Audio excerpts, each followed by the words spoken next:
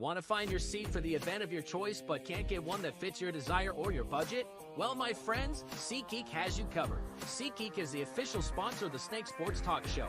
With a list of over hundreds of events to choose from, SeatGeek will assure you that you won't miss your seat with the amazing view of your choice at the most affordable price. Whether it's looking for your best seat in the house of your favorite sports team, finding live concerts to get you closer to your favorite artist, or enjoying your spot at your favorite live shows, comedies, and more, SeatGeek has it all just for you.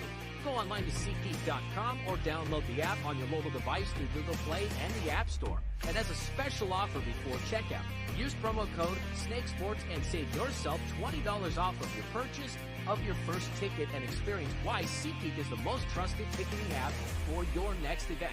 Remember, that's SeatGeek.com and download the app on your phone with promo code SNAKESPORTS for $20 off and find your seat with SeatGeek.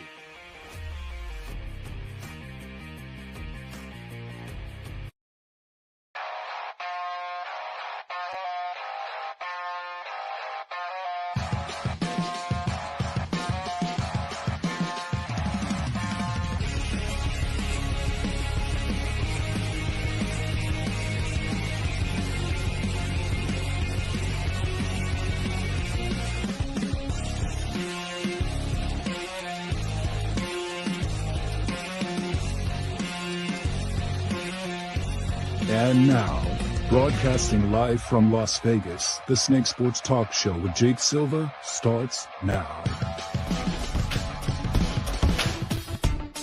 Here we go, ladies and gentlemen. We are live instead of the city that never sleeps. We are live in Denver, Colorado. This is the Snake Sports Talk Show. Wherever and however you may be watching and listening, thanks for making us a part of your beautiful evening. iHeartRadio, YouTube, X, Twitch, TikTok, and IG. That is where you could like, follow, and subscribe and keep you up to date on future and past shows. Couple minutes brewing up here. We've got a great evening in store for all of you guys. Former NFL defensive lineman James Cannida is going to be joining us here in just a few moments. So, Super Bowl 58 is set in my hometown of Las Vegas. And we got a lot of news, and we're going to be talking a little bit about some baseball here going into the bottom half of the hour. So we got a lot in store for you guys. But I'm going to basically start the show off by this. I know how a lot of you feel after what we watched from the conference championship game. Yes, I know we've got a similar repeat from 2019, the San Francisco 49ers and those Kansas City Chiefs. I know what a lot of you football fans are probably thinking, oh, dear Lord, we got to deal with Travis Kelce and Andy Reid and Patrick Mahomes and Taylor Swift for all of you diehard Swifties out there. But look, let's be honest. Honestly, when I look at the NFL and in the last few years, the NFL has been king and has been prime with their television ratings, not to mention, too, we are moving on from a generation of quarterbacks into a new era of quarterbacks with Patrick Mahomes, Justin Herbert, Josh Allen, Trevor Lawrence, Lamar Jackson. We are just completely spoiled in the NFL world because we have the ability to have this. So I know what a lot of you are thinking. We're in Vegas. Chiefs are striving to maybe go back-to-back champions. And then you got the San Francisco 49ers who are hoping Brock Purdy is the disruptor. It's going to be a great matchup. It's going to be like what we were before. The difference is that the San Francisco 49ers this year, compared to what 2019 was, they did not have an all-star roster like what they've got this year. Christian McCaffrey, I would also say Nick Bosa at his healthiest, George Kittle at his healthiest, Trent Williams, offensive lineman, he's a rock star. And then it's a different change in quarterback. No Jimmy Garoppolo. This time it's Brock Purdy. But I know Brock Purdy didn't look his best from the time that he basically started the first half against Detroit and then the way he finished in the second half. And Brock Purdy did not look like himself. He looked kind of pressurized. He looked pressurized against Green Bay. He looked pressurized in the first half against Detroit. But San Francisco had the ability to not panic. They got all-stars. They got superstars all over this roster. But I think San Francisco, they've got a purpose. Kyle Shanahan is on a mission. Okay, he wants to completely destroy that narrative since he was a coordinator in Atlanta where he had that 28-3 lead, and we all know the rest of the story, right? He wants to destroy it. And then at the same time, he had a lead with San Francisco against Kansas City the last time. And Kansas City and Patrick Mahomes, they're just that great. They pulled off a comeback. So we all know it. But this is going to be a bigger, and I honestly think it'll be a much more interesting narrative than that. I think San Francisco, and look, Christian McCaffrey, he's going to be looking to be yet another NFL player like his dad, Ed McCaffrey, who is widely respected where I live at here in Denver and in San Francisco. When the 49ers won the Super Bowl that year, he's going to look to possibly be the second one that wins the Super Bowl. And he's also got another McCaffrey from the University of Rice who was in the Senior Bowl. He looked great. So there's lots of possibilities here. And you got to love it with football families. I mean, they got generation after generation of talent, and they learn it from the best. So honestly, look, forget about the Taylor Swift thing. I know she's generated over $331.5 million just from television revenue, from ads, and so much more. You can't hate her for that. Honestly, I think she's the most ethical, hardworking individual I think we've ever witnessed. I mean, she could go a week worth on tour, not be so tired, and yet still have the ability to basically go out to Kansas City just so that she could watch Travis Kelce play. I mean, that takes a lot of hard work, but she's great for it. Honestly, we should be more appreciative and think about it. This year, the narrative with artists, she's the biggest one out there. The Kansas City, they got more juice, they got more viewership, they got more hype.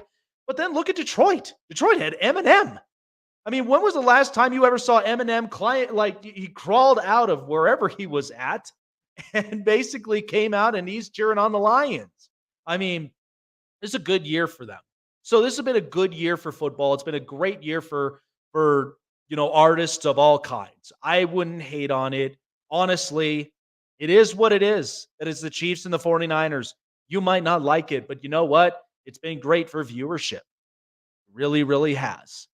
And so I just want to clarify that out there for everybody that basically is going to be paying attention to the Super Bowl. I know people have asked me, Jake, you're from your hometown. Why aren't you going to the Super Bowl? I got other personal reasons, but doesn't mean I can't be covering the Super Bowl, with the show that I do and for as long as I basically have done it. And we've got so much going on. And the best part of it is we've got a very, very special guest. Played in the NFL for 5 seasons. Had been a part of that Buccaneers defense. You guys all remember? Great names. He's got a story to tell. But he's got a show of his own, Big Game James, as they always call him. James Cannida joining me here on the show via the Global Satellite Network. Present.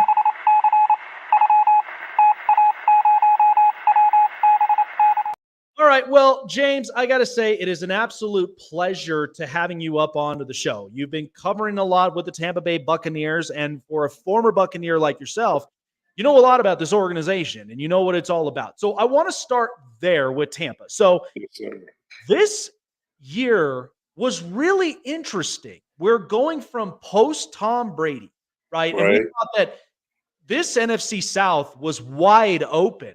And I mean, the Saints, they got Derek Carr. The Panthers, they got hopefully a promising rookie quarterback in Bryce Young. And then you've got the Atlanta Falcons who had some defensive pieces. There were some question marks in the building with Tampa Bay.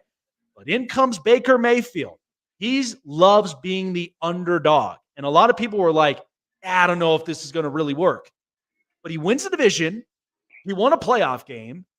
And I think, honestly, this narrative really just kind of changed everything. And I love this version of Baker Mayfield. How would you sum up Tampa Bay's season in a nutshell of going from Tom Brady to now going into, I would say, an underdog mentality in Tampa Bay this year? Man, it was an unknown. And I know I was one that had a lot to say about Baker Mayfield.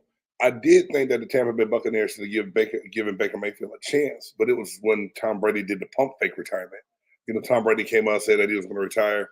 Then later on, he came back, and it was like, oh, damn. So Baker Mayfield was always the guy that I had in the back of my mind, right? But at the same time, I wanted to see what Kyle Trask was going to do. Here it is. We take a guy, early second-round pick, highly regarded, highly touted, coming out of the University of Florida. Let's see what he can do. So I was a little skeptical. Baker won the job. Fair enough. Let's see what Baker can do. And I'm always the first one. I am glad that Baker Mayfield got the shot he got, and he was able to reinvent himself. Baker Mayfield, I think, was an easy guy to hate early on in his career. Because for some reason, it was easy for Baker to be the bad guy, right? So here it is. He's the ultimate team guy. Some of the guys that I talked to that still live around, they live in Tampa and they're still around the organization, was like, man, it's unreal. You see how he interacts with the team, what he's like in the community. He's a great guy to have around. This could be our guy for a while. And to see how he played, and even that Lions game, protection schemes is really what cost, some of those sacks. And we're right there in that game all the way up until the pick in the end. So I'm satisfied, and I believe that we have a guy that we can try to find a way to extend, give a contract to, and those other pieces that we need as far as the secondary, offensive line, linebacker help, because we don't know what's going to happen with Devin White, which would, So I believe that we have a quarterback that can be serviceable for the next 3 years, and we can build around it. We just got to see what the Buccaneers organization is going to do. So it is an interesting offseason because, of course, I think, Baker's story, going from, a highly pressured organization like the Cleveland Browns to then, he kind of had a reality check in Carolina, but then comes in and Sean McVay in LA basically revamped him and really reshaped him to be the quarterback that he is now. So I think there's a lot of positivity that I think kind of comes in for Tampa Bay. But there is a lot of questions of it because not only just with what's going to happen with Devin White, but here's the other thing. The heart and soul of Tampa Bay's offense, Mike Evans. I love him. And I honestly think, this year, because of the way the story narrative shaped, that's kind of hard to leave, in my opinion. So how would you kind of see this play out with Mike Evans? Is he a guy that he wants to retire a Buccaneer, or does he kind of see himself elsewhere? What's your thoughts? I think Mike wants to be a Buccaneer for life. That's kind of the impression I've gotten from being around. I've had a chance to go down to a couple different Ring of Honor ceremonies and interact with a couple guys during those times. And Mike Evans is all in. The hard thing is the cap situation that we were in once Brady left and so much of the dead money we had to eat. It's going to be a little bit better this offseason, but some serious pieces are going to have to be moved around. The fan in me definitely wants to see Mike Evans stay for sure. I want him to finish his career with the Buccaneers. The business side and me being in the locker room, watching business decisions happen. You hear whispers in the back, then all of a sudden you see roster changes. You understand what may or may not be for a receiver of his age this late. But if Baker Mayfield is going to be the quarterback we stick with, you got to give him his number one at Mike Evans. You got to figure out a way to make it work. Whether that means other pieces leave, other pieces go, what it's going to be, it's hard. I'm glad I'm not the guy that's got to get in there and crunch those numbers during this time of year because trying to make it work and figuring it out. And I believe that this is just me because Mike has already gotten the one extension and gotten through it. I believe Mike may give you the hometown discount if he thinks that you can build around the nucleus of people that they have and continue to be a contender. And the one thing that's going to help us is being in the NFC South. I don't like being in what people call the worst division of football, but Jake, it's been bad for the last 2 years. Yes. Some will say competitive, but it's been bad. Let's call it what it is. The NFC South is just, oh Lord, last man. Like you throw a coin up in the air, and if it lands on one team, like, oh my God, they won the division. But going into the season, no one gave Tampa Bay Buccaneers really a chance. So to finish where they did at 9-8, make the playoffs, beat Philadelphia the way they did. I mean, we know Philly turned into a dumpster fire. It's not like it was a great Philadelphia team. Like, they weren't the Philadelphia team we played earlier in the year was better, of course.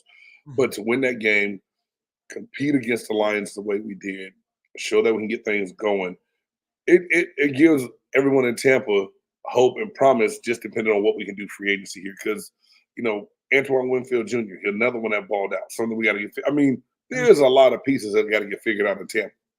Yeah, absolutely. And, and I will say that I will contest to this. I mean, early on in the season, I had a feeling, and I know that the cap was so heavy for New Orleans, but I honestly felt that the narrative, because Derek Carr moving from the Raiders to going to the Saints, I'm like, oh, he's finally going to have a top 15 defense for once. Right. Because it was like the Raiders, since he's been there, had been a low bottom tier defense. Right. He hadn't really gotten a whole lot from his supporting cast.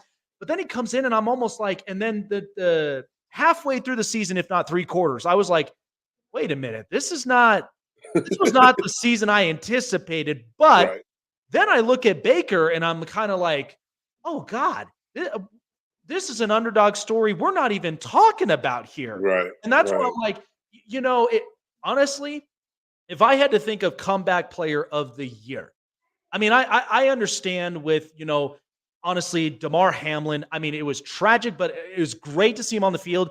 But if you had to be like reasonable, I feel like Baker Mayfield honestly should get comeback player of the year, because the underdog story is just one that is so undervalued. I think the other thing is, isn't it kind of strange and yet kind of funny that Mike Evans, who came from Texas A&M, who had Johnny Manziel as his quarterback at the same height, then goes and sees Baker Mayfield and almost works the same? I mean, that's kind of reasonable to kind of nail that for Baker, right? That's a great comparison, a great way to put that.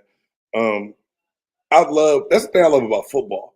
There's so many different stories that can take place in the game of football, the way it presents itself.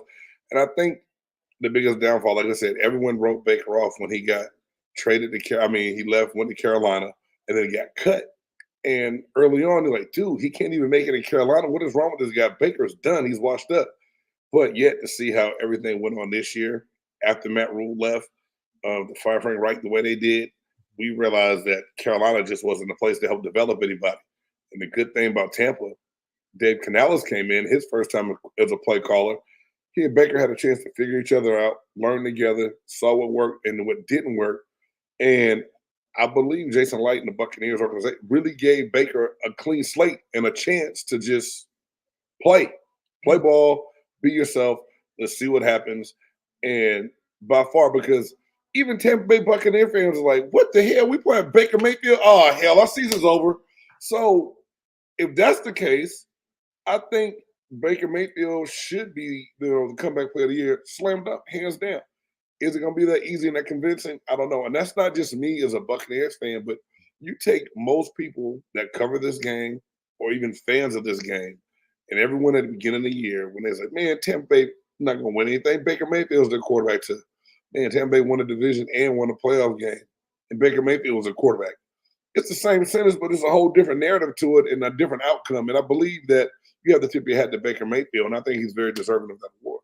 Yeah, absolutely. And you know what? Most deserving, and at the same time, I mean, this has got to be a conversation worth talking about. You know what I mean? And so that's where I'm like, hopefully, and like I said, I'm rooting for Baker Mayfield all the way. I thought after the season he had, he is very deserving of a contract extension, because at least they can say we have a quarterback post Brady, because that is the toughest shoes to fill. But it's like Baker's dangerous. He doesn't shy away from the competition. And so that's why I think he's very most deserving, I think, of being a comeback player, but at the same time, not that he'll get his extension. I think it's reasonable, because So I want your opinion on this. And for somebody experienced on the defense, right? I look at the Buccaneers offseason. It's an interesting one. I honestly do think you should run this back with Baker Mayfield and Mike Evans on the offense. But the defense, there's some question marks from there. I mean, Shaq Barrett to Devin White and to, Lamont, for some defensive pieces. And I love Antoine Winfield Jr. I think the kid, I watched his dad play in Minnesota. That kid is just unbelievable. He brings a pedigree.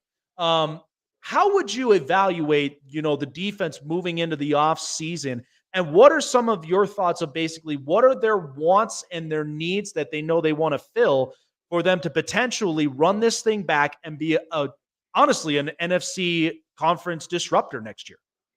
Well, yeah, Kalijah Cansey was a great pickup and a great addition to the interior defensive line, so that helps. Yaya Diaby was a great pick as a third-round draft pick out of Louisville. Got a lot of playing time, ended up replacing Joe Tryon-Shank as a defensive end this year. And then you got to look other places. Savasier Dennis, third-round pick out of Pitt, filled in.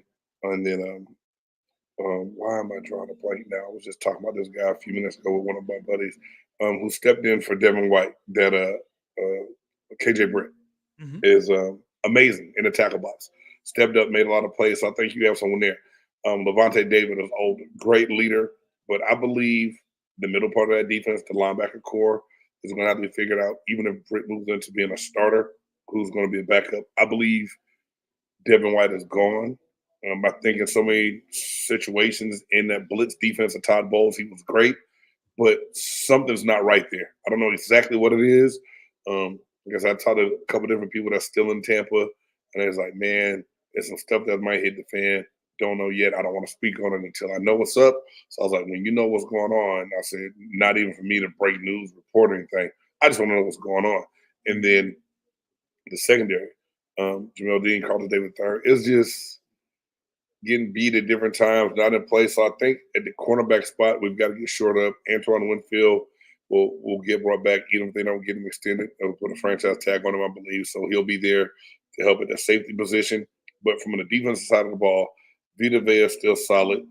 They run a 3-4, but they still shift into a 4-3 sometimes where they do their packages. So I believe that Vita and Cansey inside are going to be good. Diaby's going to be fine. Shaq Barrett's getting old, so I think defensive end, edge guy, depending on if it's free agency or draft, will be a great positional need. Because I was a big Joe Tryon-Shank fan, and he just hasn't grown into what I think the organization thought he was going to be. He'll be a good situational role player, but when you get a guy in the first round, you need him to be a more effective pass rusher, and he just hasn't had the success they thought he was going to have this year. So those are the pieces on the defensive side of the ball that I really want to see addressed. Edge rusher, again, someone that linebacker help and secondary help. I mean, we got to get better at the corners and then Neil back in the secondary, the safety spot coming over from Seattle. I was like, man, this is a great pickup. It's going to be good. And it just seemed like so many times always in the right position, but never could make a tackle. I was like, what the heck is going on? Like, make the damn tackle. Wrap up, bring it. So, I mean, I just think those are the positions of key need that they're really going to have to hone in on the defensive side of the ball. And every time I say we need an edge guy or a defensive lineman, everyone's like, man, you're just a defensive lineman. You always want to see them get a D-lineman. No, I don't always want to see them go D-line. And I didn't say they had to go first pick D-line because we got a tackle last year when I number one pick in Kalijah Cansey. But the defensive line needs to be addressed. The linebacker position needs to be addressed. But secondary, depending on where we fall draft-wise and who's on the board, I would go corner, depending on who's available. And I hadn't really started breaking down my mock draft stuff yet. But once I start looking into it, it'll give me a better idea of what I think the Buccaneers should do. Yeah, the draft itself, we all can definitely acknowledge. This is a quarterback, left tackle. I would also say maybe mix in some edge rushers here and there, and then it's a whole overhaul of wide receivers in this draft. So it's like, there's so much to think about, with the offseason. But I do believe that with a season like that, Tampa kind of feels like they understand what their identity is. I think they definitely found that late in that season as well, once they started cooking. And now they're going to try to work to keep the consistency. So it'll be exciting to kind of see them in that regard. But I do have to ask this for all of my viewers and listeners here. As for somebody who's experienced this organization, I mean, you basically had an overhaul of names that were great on the defensive side of things. I mean, you know what this organization is about. Take me back to your career and being in that front row seat. What was that experience like for you? Because honestly, when the Tampa Bay Buccaneers won in 2020 with Tom Brady and that big defense, I mean, you've been a part of a big time class of defensive guys. I mean, Right. how did you kind of experience this organization, and what was kind of their what's like their narrative for my audience here to kind of get a good feel of, like, what does it mean to be a Tampa Bay Buccaneer, and what are the expectations it is when you're out on and off the field? Man, I tell everyone, it was crazy getting drafted in '98 by the Buccaneers because Warren Sapp, Mm-hmm. John Lynch, Derek Brooks, Hardy Nickerson, Chidi Yohanatu, Rondé Barber. It's just crazy. These are guys that are on my defense, and then later on, Simeon Rice comes in as a free agent from Arizona, and it's just like, dude, what the hell is going on? But, being in that meeting room, listening, taking everything in, seeing the effort and what was required of you at practice, I think that's what blew my mind, because I talked to other guys that I played ball with in college, other friends that, some got drafted, and the standard was set from day one. And I tell people on that coaching staff I had, Coach Dungy was the head coach, Mm-hmm. Monty Kiffin, the defensive coordinator, Lovie Smith, linebacker coach, Herm Edwards, the secondary coach. All these guys went on to coach NFL, some are Hall of Fame coaches. Herm leaves, Mike Tomlin comes in. So I'm like, these are the guys that you're around. The requirements and the standard. I mean, the bar was set so high to where you knew how you had to perform in practice, just to, hopefully get dressed. And that's the craziest thing. When I first got to the NFL, I didn't realize, I do 53-man roster. Yeah, cool. I just want to make the 53. Yeah. Then it's like, hey, you got to make the 47 active man roster to draft. Huh? There's an active and inactive roster? You mean I could not dress? Yeah. Everybody don't dress out. I was like, huh? So, I work hard preseason, did a great job, made the team. Like, cool, first game of the season, we go to Minnesota. We play against the damn Vikings, and that's when, it was the NFC Central, and Randy Moss showed his ass as a rookie. You're like, God damn, look at Randy Moss. And it was a great game, great time played. And then I was inactive for 5 straight weeks. I was like, well, what the hell is this? Are you doing a great job in practice? We just want to do this. So me going in, I'm like, hey, I asked Brad Culpepper, hey, man, what do I need to do to try to make sure I can make this active roster all the time? He's like, what we tell you, the standard is in practice. You have to be above that because of where you are and who you want to try to get in and share time with. So it was just like a grind. So running to the ball, there was never any walking. If you didn't get to the ball, like when we watched film, all 11 people on defense had to be in the frame of the film. If you weren't in the frame, you run the next day.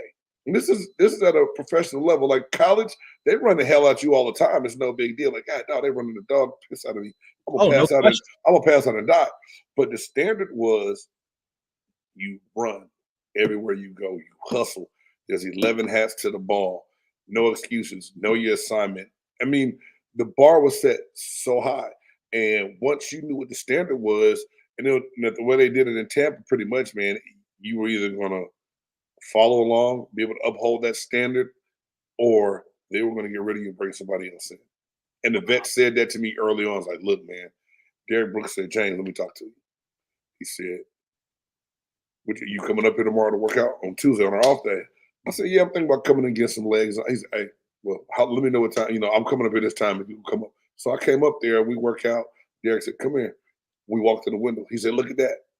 Our D-line coach and the scouting staff is out on the field working people out. I was like, what the hell are they doing? He said, somebody's always working to come get your job.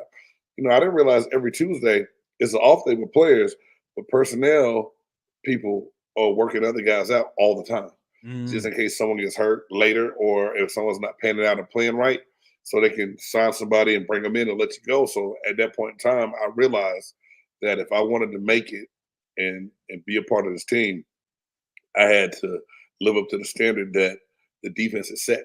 And that's really what it was. Tony Dungy was a defensive minded guy, Monty Kiffin, defensive minded guy.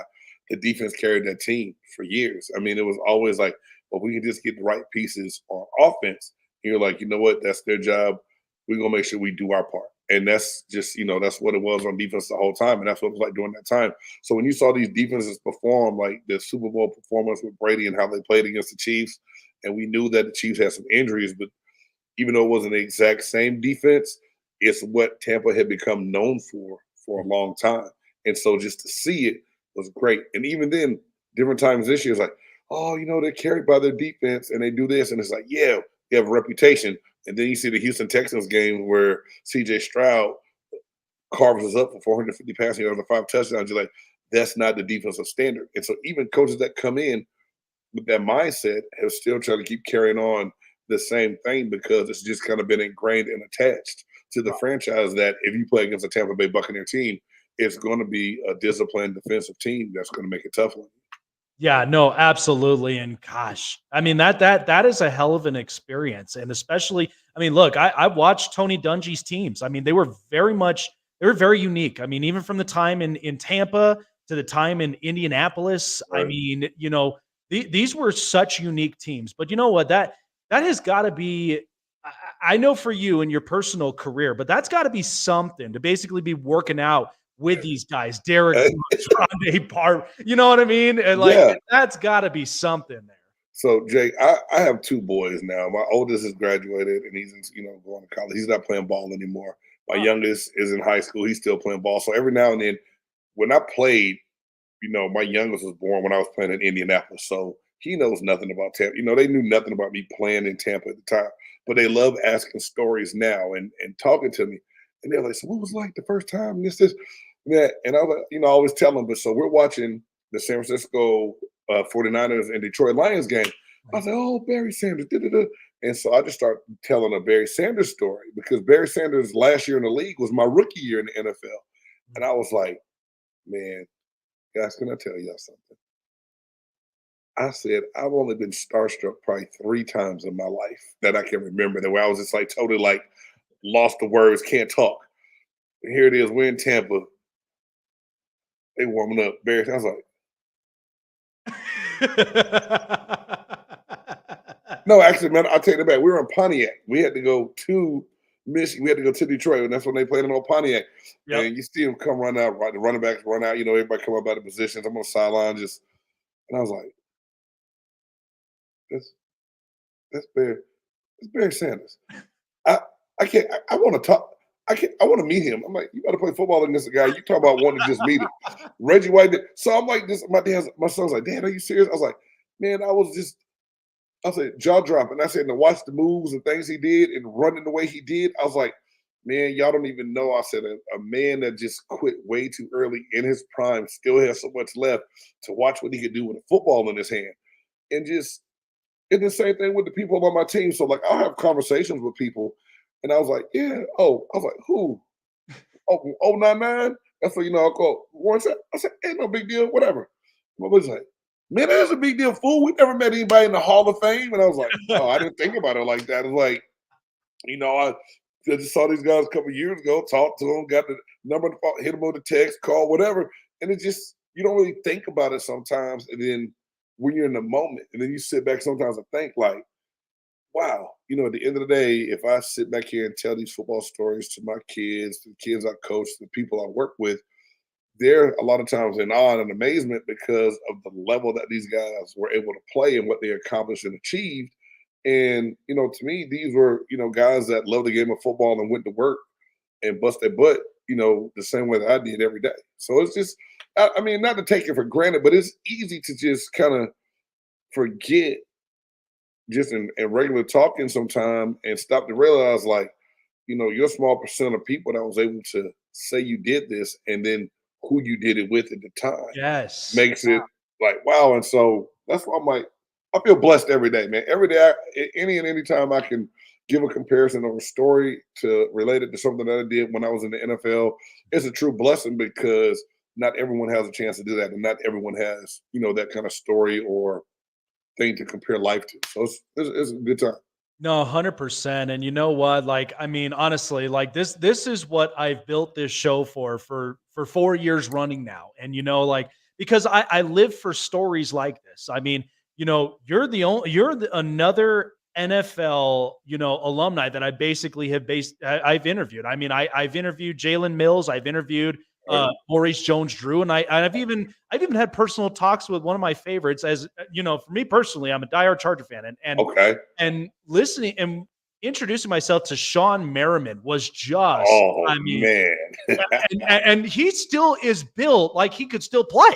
Like Yeah. it's incredible, but it's just like it's stories and moments like this that we never got a chance to like really kind of dive in and be in the driver's seat of like what that was like. What were some of the adversities that these players have overcame, and then what they're doing now? I mean, what you're doing now, like on the show, is incredible. And I always hope for the absolute best for you, man. I mean, Appreciate continuous that. great content, man. I mean, Tampa Bay fans got to be loving it. I gotta say this. I mean, as a quick, fun question.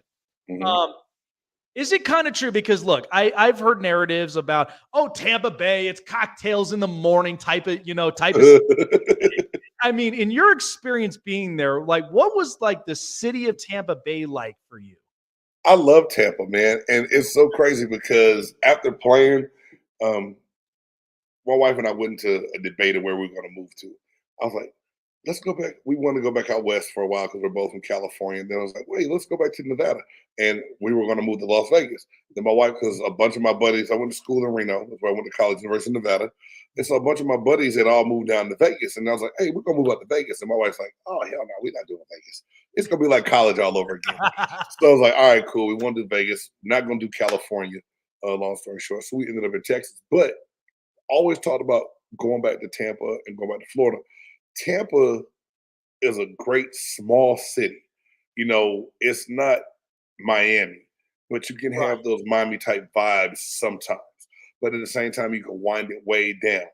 Now, depending on where you are, you cross the right causeway, what side of the bay you're on, you might be in a straight like retirement community, old people. Another area with snowbirds from New York. They've just come down for the wintertime.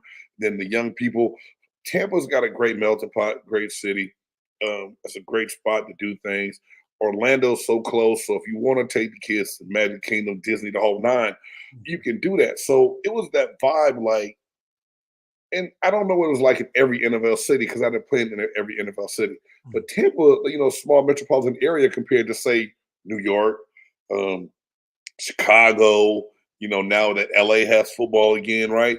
Those are ginormous markets. It's just crazy. Something always going on. Even Dallas, where I live now, Tampa.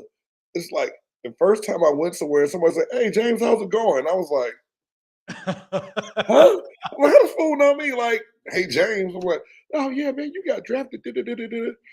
People laugh though, and players on the team laugh. Like, I love Tampa Bay Buccaneer fans, but we used to say that our fans are still fans in training because we had so many people from so many different parts of the country Yeah. that would come down to Florida to get away from their weather that it was always hard to find the true Buccaneer fans. But I do content with some of these, some guys that on a show on a platform called Bucks Report, Mhm. and it's a great job. They do a great job. It's a great fan base, and it's great, loyal, diehard fans that love what's going on. And I love that Tom Brady came in when he did. He kind of helped revitalize, get us back going on the right track. Because when I went down to Tampa for the Malcolm Glazier Ring of Honor ceremony, Mhm. and we played against the New York Giants on the Monday night, there were more Giants fans in the stadium than Tampa fans that year. And I was looking at the and I was like, this is not acceptable. Like, this was never like this in my 4 years of playing here before I left. It's like, when the hell did we become the place where all the people from those other cities are retired and living here, and we have more of them in the stands than we have our own fans? That's the thing that kind of surprised me and shocked me. But I love the fans. Every time we got on the bus to go to the airport, the send off, and even a small loyal group of the welcome back. And it was amazing, man. It was almost like I felt like a rock star. And I was like, I was nowhere near that. I was nowhere near the Derek Brooks, Deronde Barbers, of the Warren Sapps. But that community treated everybody that was a part of that team like they were the biggest name in football at the time if you were part of that team. And it was great. It was a great plan there. I loved it. It's funny because, growing up as a kid, I watched that 2002 Super Bowl run with Tampa Bay. And when they had Brad Johnson, it was just a guy who was he did his job. He was accurate, and to watch that team. And then over time, to me, my NFL, I have a sports almanac.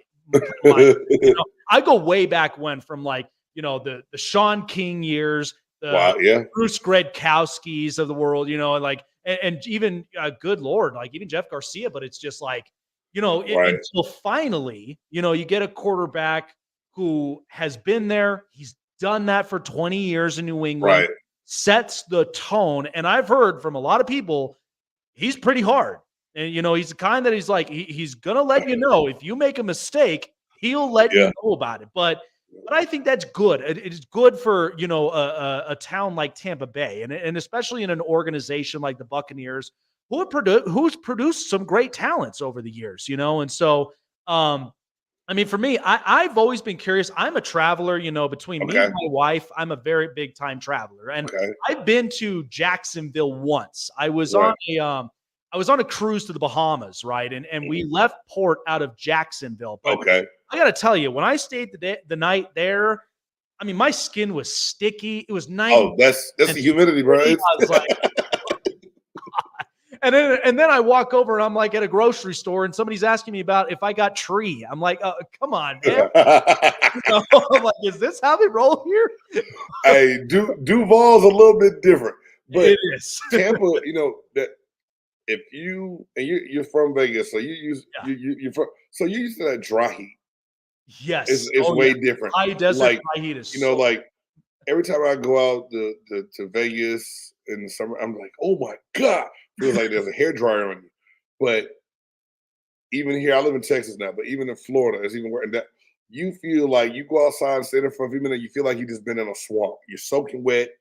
Yeah. And then the thing, Jake, that got me about Tampa that I did not know, the lightning capital of the United States. And in the summertime, almost the same time every day in that afternoon, about 3 to about 4:30ish, 5ish, you're gonna get some rain. The rain's gonna come down. It may be 10 minutes, it might be an hour, it might be a drizzle, it might come down hard, but you best believe the rain is coming. And I was like, Jesus, what is going on? Like lightning, and all of a sudden rain. You're like, dang, and you hurry go inside the house, and all of a sudden you look back, the sun's out, and then the humidity is 100 times worse. You go outside and cut it with a knife. It's so thick. You're like, God, this is ridiculous. Seriously, it's like you walk out of a sauna bed and it's just like, what the hell is this? You're not lying with that tropical storms that go on there in the Florida, the Florida area, but it's definitely a hell of a ride. But real quick before letting you go, as somebody as a Nevada Wolfpack alumni, and for me, I've lived in Vegas my whole life since '95. I'm 28 years old now, live in Denver. So the Super Bowl is now officially in Las Vegas, and I said this. Growing up as a kid, Vegas was not like this. This was in a part where we were in development to getting to that point of where it is right now. And so I've said this to people. They've had Formula One, a couple months ago, and now you've got the Super Bowl here, which, to be honest, I've said this before. I don't even really think fans are prepared for this. This is a party that is well worth the memory, and it's well worth the experience. But you're getting California, just really driving in, and now Santa Clara County is all coming down there. Man, it's just, when you look at this Super Bowl, and I know that this is a repeat of 2019 with Kansas City and San Francisco, but the experience of it, this has got to be this has got to be one for the history books. And from somebody that's been there my whole life, you've never had this. I mean, we come from back-to-back champion Las Vegas Aces, a Right. first-time Stanley Cup champion Golden Nice. Knights, Right. and now here we are in the biggest stage of them all. I mean, how insanity is this to go from what it was then to where here we are right now in the biggest stage? I mean, fans got to be excited about this, right? They do, but it's so funny, like you said, you made a great point because we were talking about it the other day. So many people don't even realize, like they know nothing about old Vegas, about going somewhere to get a 99-cent breakfast where everything was cheap Yes. and all the prices weren't like, high as giraffe butt, right? Like no one really knows that anymore unless you were from the West Coast. Like people used to always make that trek from LA, like you said, on the weekends to come to Vegas because you go stay, didn't cost you a lot, have a good time, gamble some money, and drive back home, right? Mhm. I want to be a fly in Las Vegas on the Super Bowl. I don't want to be there because I'm not crazy about crowds like that. And I know this is going to be a whole nother level of jam packed. I mean, last time I went to Vegas, you couldn't get up and down the strip. I don't even want to see what it's going to be like doing Super Bowl. It's Oh, going to be unimaginable.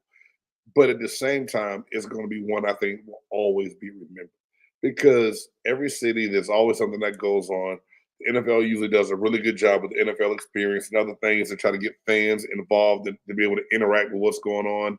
Um, Droves of people are going to be there, whether, 49er fans, Chiefs fans or not. I believe just football fans in general Oh, are going to 100%. overtake it.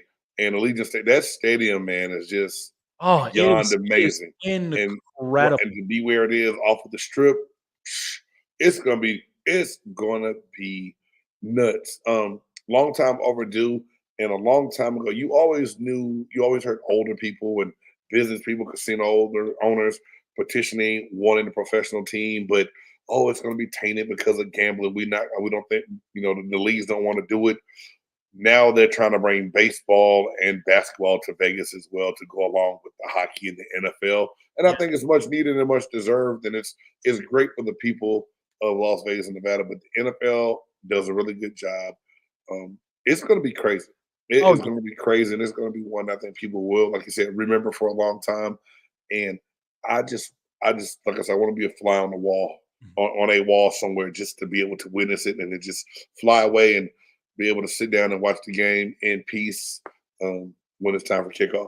I mean, not for nothing, but I'll tell you this, and like I basically have said this before. I've got good friends of mine that are diehard Kansas City fans, and look, I mean, you're at Allegiant Stadium, you're on enemy territory, right? You got all those Raider fans up over there, and they don't like to play nice. And look, I mean, your teammate Warren Sapp, he's got to know what that's like, being up there a part Right, of the Raiders organization. So, right, but I do think, in all of fairness, you're absolutely right. I think this is something that football fans have long awaited to do. And even in Las Vegas, and I've told people this multiple times because some of them were kind of like, oh, this town has never been a baseball town. I'm like, are you kidding me? We have minor league baseball that people from Cardinals, Yankees, yeah, Dodgers, all fans from all over the whole nation is just like they're all here. So to have now the A's and at some point now to have an NBA team because we got the summer leagues. I mean, this right, this has been this has been quite a changing narrative from the right, last few years because we've always been so used to, New York's and Boston's and, and Dallas's of the world. Now Los Angeles and Las Vegas have basically made their come ups in the West Coast where like, hey, we're here, we're leaving our imprints and we're going to make right. it happen. And shout out to a really good friend of mine, also NFL alumni, Marlon Greenwood. He's down there with his great foundation there. He's going to have a great time and to see a lot of great NFL players there, experiencing this, it's going to be a hell of a time. I'm It's really excited about it. it's gonna be fun, and it was a real toss up for me. I was like, should we go? And I thought about it, but I'm going. I'm going to that crazy place you just mentioned, Jacksonville, to spend Super Bowl weekend with some family. We're having a big family get together in Florida, so I'm gonna go hang out there and watch it from afar. But I've talked to different guys that are going and um, doing the NFL alumni thing and putting on different events, and that's one of the good things that was always so cool. Even when you get a chance to go to those other cities and do it, you get to link up with other guys, former players, present players, but still have a chance to be able to give back to the community. And it's always a good thing to be able to go into those towns and try to make a difference to help those communities out during that week, because a lot of attention will be brought to that city during that time that, they don't get all the, I mean, they get it from that organization, but now you get other organizations in there as well to do that. And it's always a big thing. And that's one thing that I love doing once I got to the NFL is getting with different charities and finding ways to give back. And like I said, they do that again with the NFL Legends community and NFL PA players and former players. They do a really good job of, Habitat for Humanity, building homes, all kind of stuff that usually goes on that a lot of people don't see. They just see the parties, but that goes on as well during those Super Bowl weeks.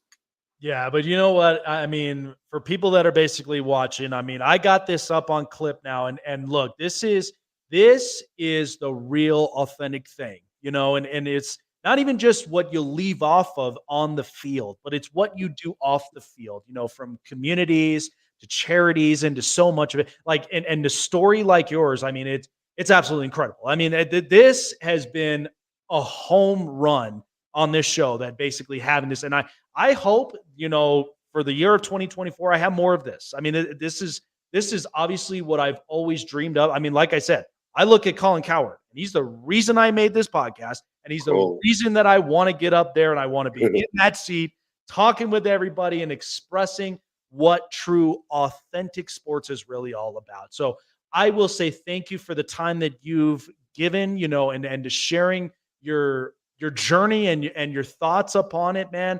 Wishing you the absolute best of luck in the show that you do. Where can all diehard Tampa Bay fans and fans around, football fans, can find your show at? Okay, first, I appreciate you having me on, and keep doing what you're doing. You're doing a great job, man.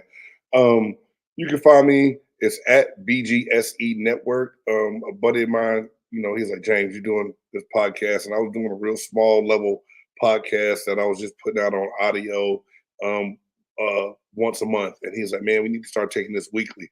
And then once we start doing it, start growing, he was like, hey, we got other people that want to do shows with you. Let's start a network. So we started a whole network. So it's BGSE Network. You can catch me, myself, my personal show is on Thursday nights, 8:30 p.m. Central Time, and that's Big Game Sports Buzz. I do Games Pewter Perspective, where usually it would be a pregame preview show on a Friday, and then a game recap on Mondays. So now that's just kind of will be randomly me working out, covering Tampa Bay, free agency moves, things like that, shorts all the time. But that's a BGSE Network on YouTube, on Facebook, and on Instagram. And my personal one, if anybody wants to hit me up on that, I like to holler at people. I'm an approachable, reasonable guy. It's at James Cannida. And that's about it, man. Like I said, I put a show out on Thursdays. Usually come out with another one, a short on the weekends. And anybody that, if you like just man talk, we got Man Cave Mondays, and we also have a Philadelphia Eagles show that I let those guys do that there on my network, because they do a damn good job of talking about craft beer and the Eagles, and that's on Thursday nights as well, and that's 10 Eastern time. That's called Two Birds in One Show. Oh, well, there you go, folks. That's where you could definitely check out all of the shows and check out BGSC Network as well. They're on the come-ups as well, just like we are here at Sports Wave Network. Appreciate the time with you, man. Keep doing what you're doing. Enjoy yourself up out there in Jacksonville during Super Bowl weekend. And hey, wherever around the Denver area, man, I definitely would love to get a chance to chat with you more, man. But good seeing you. Have a great weekend, and we will definitely talk with you soon. Thanks, Jay. Have a good night, man. Thanks. You too. All right. There you go, guys. James Cannida. Wow, that is an interview for the books, guys. I mean, that is, that is one you live to tell the tale. I mean, this is a guy who's come from great defense, and John Lynch, he's in the Super Bowl again with San Francisco as a GM, and Rondé Barber, Warren Sapp, lots of great Buccaneer legends, and to be a part of that and to share the story and the journey, like this is incredible. It was absolutely great. Thanks to James Cannida for that. We're going to be taking a break here in a bit, but right here up at least in the bottom half of the hour, we're going to be basically talking a little bit about, I know a lot of people have been talking about, Detroit and what was going through Dan Campbell's mind, but I've got the perfect answer for it because there was a lot of news that basically broke out, but can't wait to talk with you guys about that.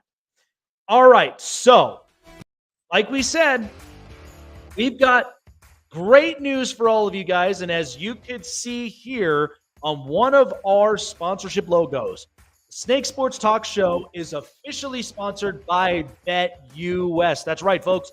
Snake Sports Talk Show and BetUS has partnered up where we're giving you the best sports book ever during Super Bowl weekend and Super Bowl prop bets as well. You don't want to miss out on the opportunity here on BetUS. They've got hundreds of different ways to bet, including parlay bets, which I definitely love. Thanks a lot, Kansas City, for wrecking my parlay, but they got parlay bets, they got single bets, they got so many bets, and even in-game bets that you guys could definitely bet on, no matter what your deposit is. That's a great thing. And here's the best part. You sign up. The link is in the bio. Link is in the description. When you sign up now on BetUS, you'll get 125% bonus when you sign up and deposit. And you'll also get 30 risk-free bets. How cool is that? BetUS is definitely one of the places to check out sportsbook, prop bets. Also, their brand new casino as well. Definitely got to check it out. Blackjack, poker, so much more. Go on to betus.com. Get signed up.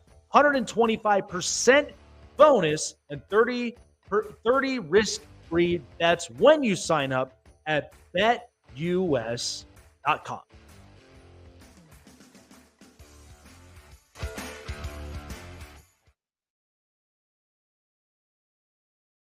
Listen up, sports fans. Your favorite sportsbook, BetUS.com, is back for our 28th year of NFL action. With the industry's biggest sign-up bonus of up to 200%, BetUS offers our members the opportunity to cash in on all your favorite sports, including NFL, NBA, MLB, and more. We've also got hundreds of new casino games, including the coolest new European slots, and our live dealers are waiting for you at the table. Sign up at BetUS.com today to get into the action. BetUS, where the game begins. Snake Sports Talk Show is sponsored by Muscle Tech, with hundreds of supplements and vitamins to choose from, all packed with 100% all-natural proven ingredients. You can be sure that Muscle Tech will give you the edge and the boost to train and look like your fit and healthy best, whatever your goals are. Try Muscle Tech today and use promo code SNAKESPORTS to save 30% off your purchases. Want to find? Check out the Con Man live on the Sports Corner, coming to a screen near you, giving you the greatest stories from basketball legends you've never seen before, sharing their glory, building the toughness, and how they show off their swag. But only one man knows all that, and that's the Con Man. Join Michael Conceição, the Con Man, at the Sports Corner, Fridays at 5 p.m. Eastern, 2 Pacific on Sports Wave Network. Robert Lyle hosts Between the Lines podcast, Wednesday at 2 p.m. Eastern, 11 a.m. Pacific on Sports Wave Network.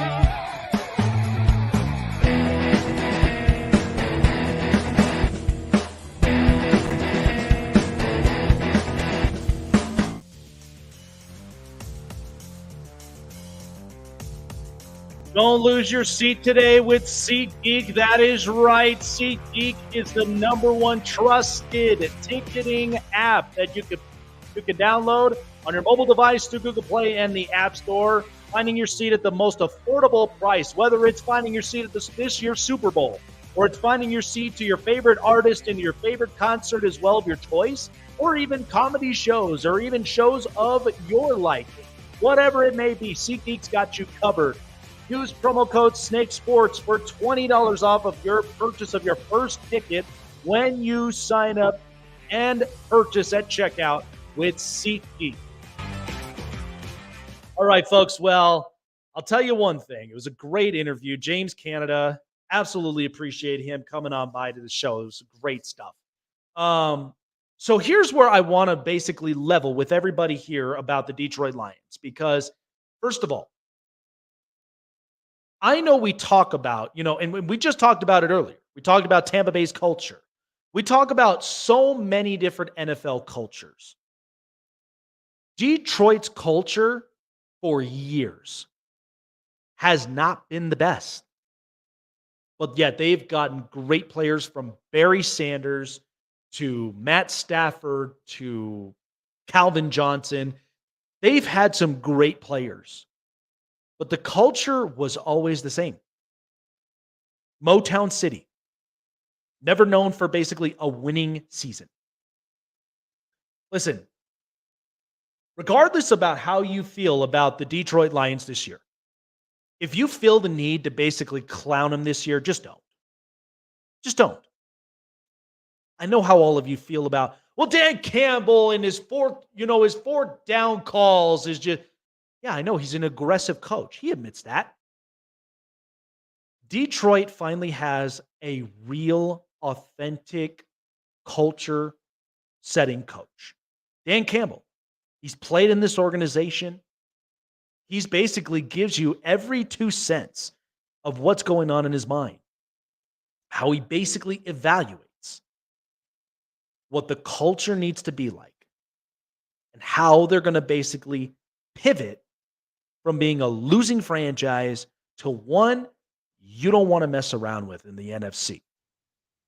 And think about it this way. This is great news for Detroit fans.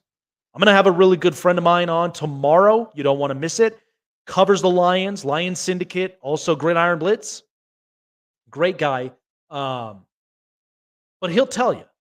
So the big news is Ben Johnson had just informed Washington Commanders and the Seattle Seahawks he ain't going nowhere. He ain't going nowhere. And you know what? This is the greatest thing that could happen.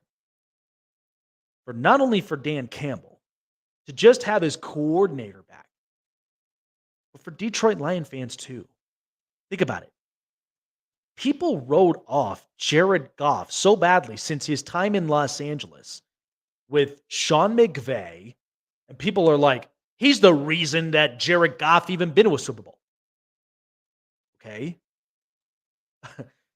Sean McVay is an offensive genius. He's also somebody that knows how to talk to his quarterbacks. And mind you, Jared Goff, a NorCal kid out of Cal Berkeley, goes to the Rams. And this is post Jeff Fisher. Okay, only spent that 1 year, and then in comes McVay. And he changes the narrative of this culture. And that's the one big thing. And Jared Goff, which, look at him. He's an accurate thrower of the football. He's a pure thrower in the pocket. And he completes it to a lot of his receivers, a lot of his weapons. What was this year from the last couple seasons that they were? They nailed 6 different draft picks. People thought Jahmyr Gibbs felt like a reach. Have you seen the way this kid runs? I wouldn't want to be in front of that.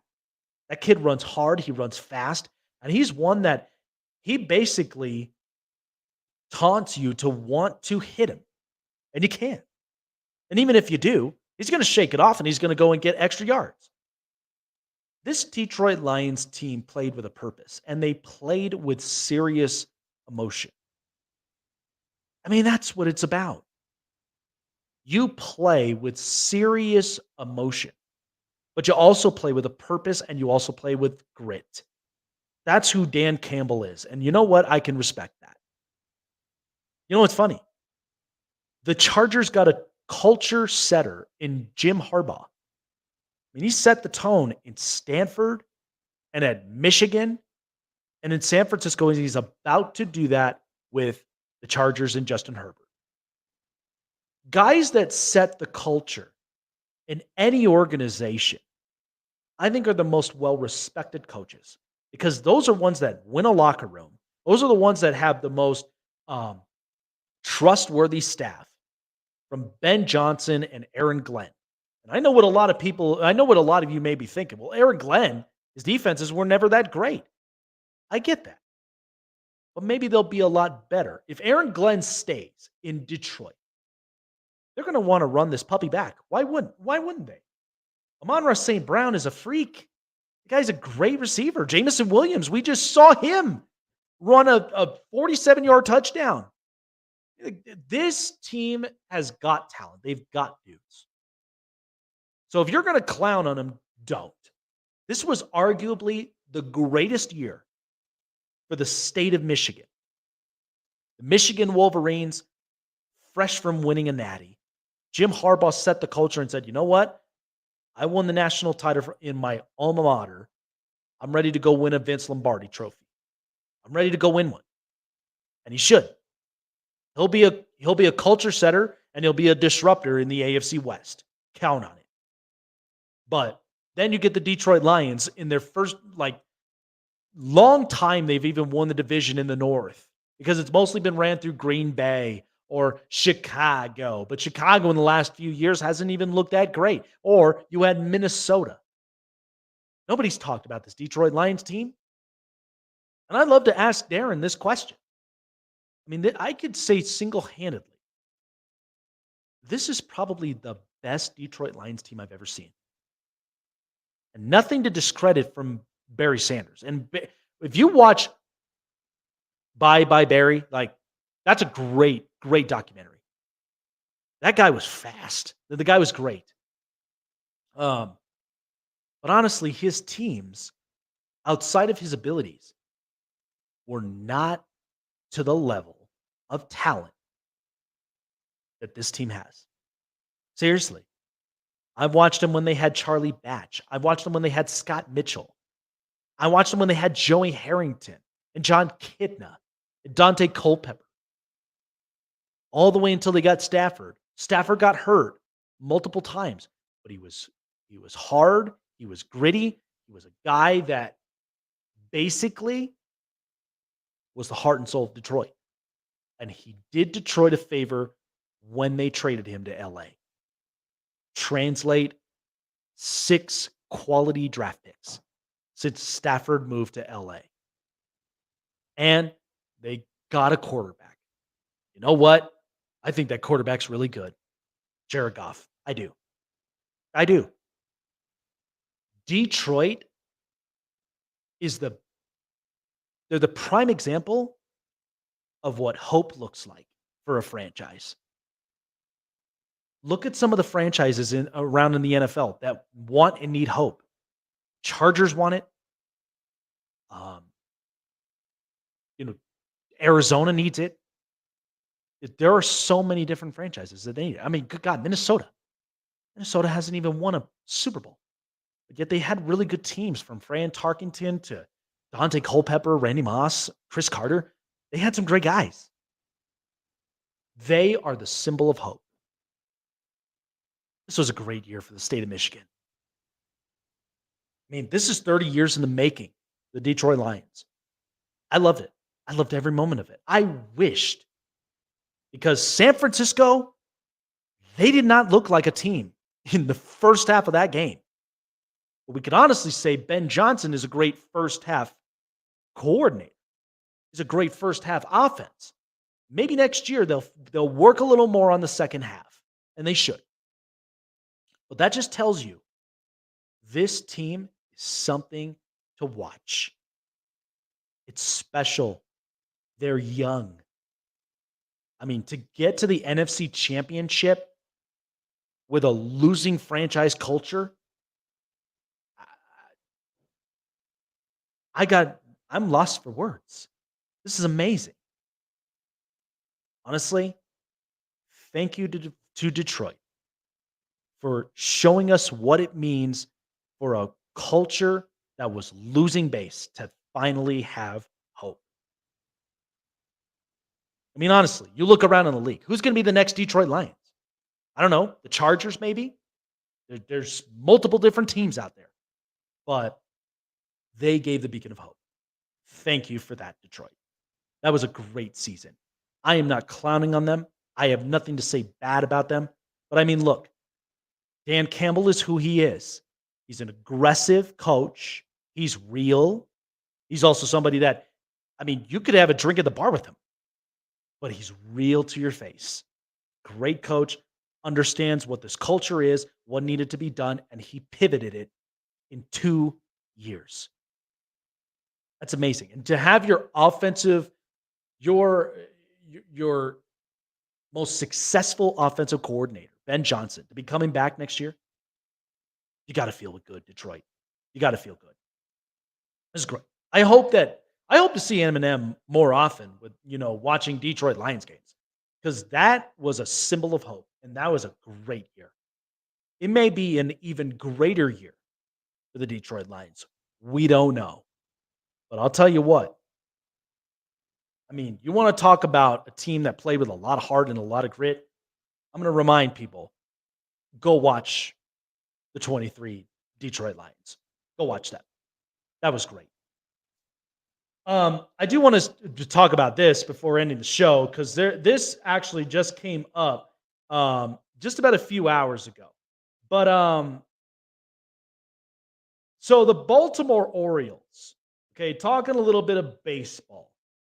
So the Baltimore Orioles had basically announced that the ownership, the Angelos, have sold the franchise.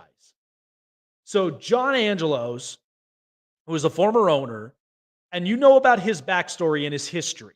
I mean, Baltimore was a small spending market.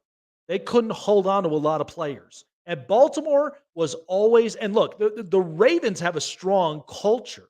But you want to talk about the Orioles for years. The Orioles were very much back and forth. They were a hot and cold franchise. Okay, and they had Cal Ripken Jr., they had Jim Palmer, McNelly, the strong 71 Orioles starting rotation. And, they even had Javi Lopez, their catcher. They had a lot of really good players. I remember the time watching them when they had Adam Jones, Chris Davis, Matt Wieters, Nick Markakis. That was a really good team. But they can never get over the top. Not only that, but they could not spend enough to retain their players. Listen, that Chris Davis contract was so atrocious. And it just, that was the talk. People clowned on the Orioles. Honestly, they clowned on them more than the A's. And this is a franchise that for years was such a snake-bitten franchise. Finally, Baltimore fans could feel happy. So Joey Angelos had agreed to sell the team to two private equity billionaires, Dave Rubenstein and Mike Arrighetti, for $1.725 billion. That's a great day for Baltimore. And listen, you're selling the team, and I think arguably the best time, because Adley Rutschman, he's in his prime. Gunnar Henderson, Rookie of the Year, he's in his prime. Cedric Mullins, he's in his prime.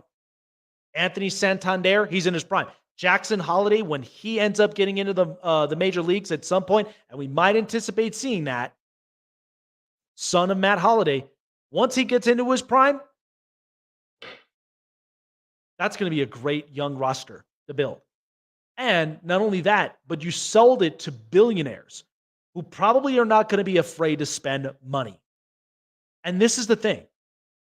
Because right now, the only way to really compete in this league is you got to have a fat payroll, which is what the Yankees, the Dodgers, the Cubs, the Astros, a lot of these teams, the Braves, they all have big time payrolls. And the only ones that are struggling are the A's, the Nationals, so many different teams. So Baltimore now has basically moved into that class where they got young prospects. They've got really good young star talents. And I think, honestly, this is now the pivot where they could finally get quality pitching. They got really good pitchers in their farm system that are going to be coming up soon, probably next year. But they could finally be able to at least get quality starters. That has been the one big problem. Their last quality starter was Chris Tillman. That's it. That's all they had.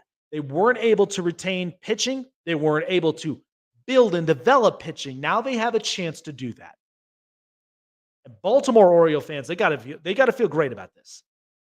Because to finally have ownership that's not afraid to spend money, but they're also very aggressive to compete. So look out for Baltimore. It may not be this year. It's a young talent. They're building the roster. But watch out for them in the next 2-3 years. A new ownership, and I mean their manager that they have. He's a really good guy. He turned the whole narrative around for the Orioles. Now I know they got swept in the ALDS or in the wild card, but listen, it doesn't always happen for a lot of teams. You may have that happen the one year, and then the next year you go on a tear. So I'm happy for Baltimore fans. This is great. This is great. Baltimore, in my lifetime, they were such an up and down team. We had Cal Ripken Jr. We had Nick Markakis. We had Adam Jones. We had a lot of really good players. This was good. This is a good thing for the Baltimore Orioles.